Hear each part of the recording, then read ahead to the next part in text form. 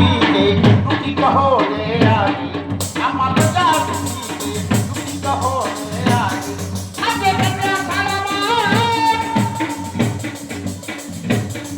આજે કન્યા શાળામાં કેવો ચાલે અભ્યાસ રે આજે નવું શાળામાં કેવું ચાલે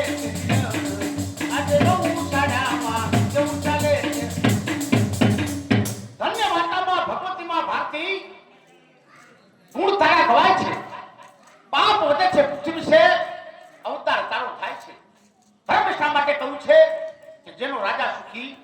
તેની ભોળી પ્રજા ધર્મ શા માટે સુખી હોય છે રાજા થકી પ્રજા અને પ્રજા થકી રાજ પણ જ્યાં સુધી